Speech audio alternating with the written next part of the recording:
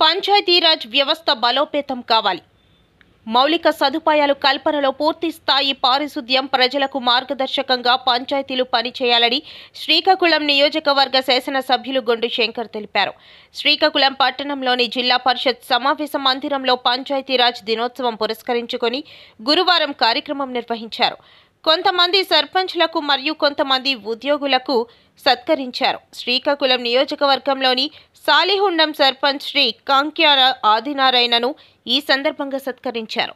మరింత బాధ్యత విధంగా ప్రజలకు అనుగుణంగా పంచాయతీలు పనిచేస్తే ప్రజలకు మరింత మేలు కలుగుతుందని తెలిపారు. పంచాయతీ వ్యవస్థలో ప్రధానంగా గ్రామాల్లో మౌలిక సదుపాయాలు, పారిశుద్ధ్యం, ప్రజలకు అనుగుణంగా అధికారులు పనిచేసే విధంగా ఉద్యోగులు ప్రజలతో మమేకమవ్వాలని అన్నారు.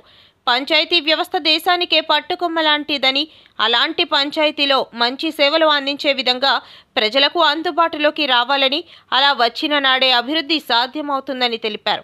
సర్పంచ్లు, కార్యదర్శులు, పంచాయతీరాజ్ సిబ్బంది పాల్గొన్నారు. అందరికీ నమస్కారం. జాతీయ పంచాయతీరాజ్ దినోత్సవం సందర్భంగా ఈ కార్యక్రమానికి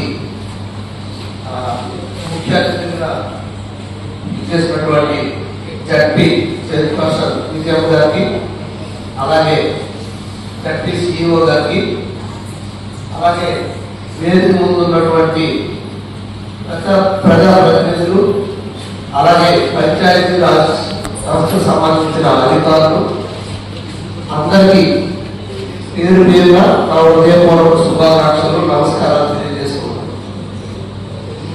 ఈరోజు 1993 ఏప్రిల్ 24న ఏదైతే రాజ్యాంగం 73-74 సవరణలు 1992లో చేసుకున్న తర్వాత అవి 29 అంశాలపై మనకి స్థానిక సంస్థలకి అధికారాల బదలాయింపు సందర్భంగా అది 1993-24న మనకి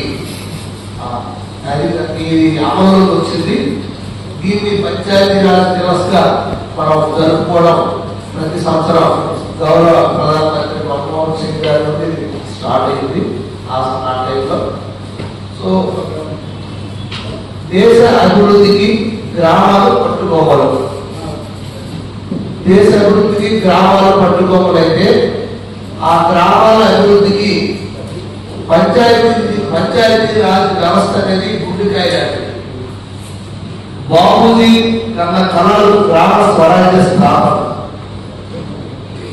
ఆయన కళలు మనం నిజంగా సాకారం చేయాలంటే గ్రామాలు అభివృద్ధి చెంది గ్రామాలలో అన్ని మౌలిక వసతులు కల్పించిన నాడే నిజమైన స్వాతంత్రం వచ్చినట్టు. అలా జరిగిన నాడే మన దేశం పూర్తిగా అభివృద్ధి కూడా చెందుతుంది.